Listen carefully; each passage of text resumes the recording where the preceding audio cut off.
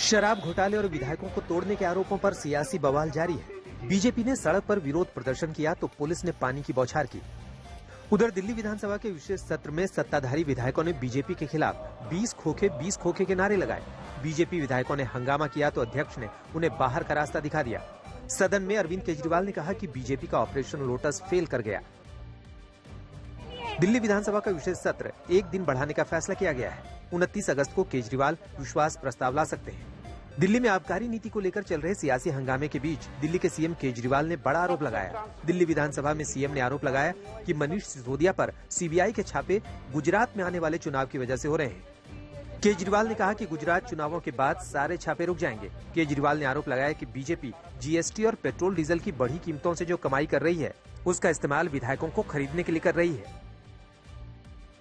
दिल्ली में आबकारी नीति पर छिड़ी जंग के बीच उपराज्यपाल ने अब क्लासरूम घोटाले की जांच की सिफारिश की है, जिसमें 500 करोड़ के हेरफेर का आरोप है कि दिल्ली में बिना टेंडर किए एक्स्ट्रा क्लासरूम बनाने की लागत 90% तक बढ़ाई गई।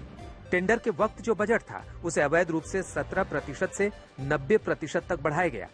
क्लासरूम घोटाले के आरोपों को लेकर बीजेपी आम आदमी पार्टी को घेर रही है तो आम आदमी पार्टी घोटालों को फर्जी बता रही है। झारखंड के मुख्यमंत्री हेमंत सोरेन पर राज्यपाल कल अपना फैसला सुना सकते हैं। इस बीच सूत्र बता रहे हैं कि चुनाव आयोग ने अपनी रिपोर्ट में हेमंत सोरेन को विधायक पद के लिए अयोग्य तो ठहराया है, लेकिन भविष्य में चुनाव लड़ने से रोक लगाने की सिफारिश नहीं की है। यानी उनकी विधायकी तो रद्द हो सकती है, लेकिन वो फिर चुनाव लड़ सकते हैं। रांची में हेमंत सोरेन ने आज सत्ताधारी गठबंधन के विधायकों के साथ बैठक की। चुनाव में मुफ्त सुविधाओं के वादे के मामले को सुप्रीम कोर्ट के चीफ जस्टिस एनवी रमन्ना ने 3 जजों की नई बेंच के पास रेफर कर दिया। सुनवाई के दौरान चीफ जस्टिस ने कहा कि इस मसले पर विशेषज्ञ कमेटी का गठन सही होगा, लेकिन उससे पहले कई सवालों पर विचार जरूरी है। नई बेंच में अगले चीफ जस्टिस समेत 3 जज होंगे और आगे की सुनवाई करेंगे।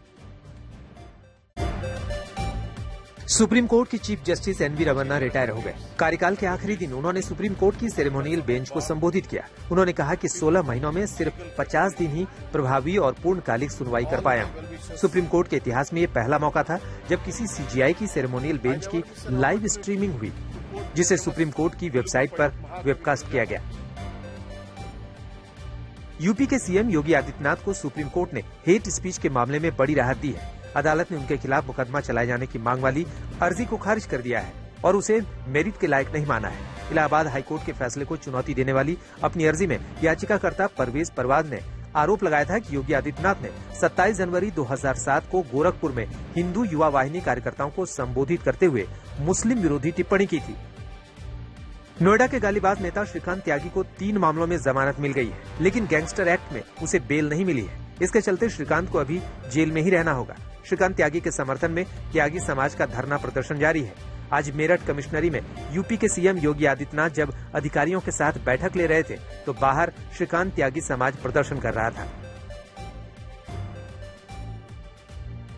नोएडा पुलिस ने ट्विन टावर ब्लास्ट वाले दिन के लिए ट्रैफिक एडवाइजरी जारी की है। 26 अगस्त से 31 अगस्त तक ड्रोन पर बैन लगा दिया गया है। ब्लास्ट वाले दिन आधे घंटे के लिए नोएडा ग्रेटर नोएडा एक्सप्रेसवे बंद किया जाएगा। ट्विन टावर के आसपास 500 से ज्यादा पुलिस वालों की तैनाती होगी। हेल्पलाइन नंबर भी जारी किया गया है। गौरतलब है कि 32 मंजिला एपेक्स और 29 मंजिला सीएन को 28 अगस्त को दोपहर 2:30 बजे 3700 किलो विस्फोटक के जरिए ध्वस्त कर दिया जाएगा। यूपी के कई इलाकों में बाढ़ ने लोगों को बेहाल कर रखा है। प्रयागराज में बाढ़ का पानी रिहायशी इलाकों में घुसने लगा है। लोगों का घर में रखा सामान पानी में डूब रहा है, लिहाजा लोगों ने घर की छत पर अपना आशियाना बना लिया है। वहीं मिर्जापुर में गंगा ने रौद्र रूप धारण कर लिया है।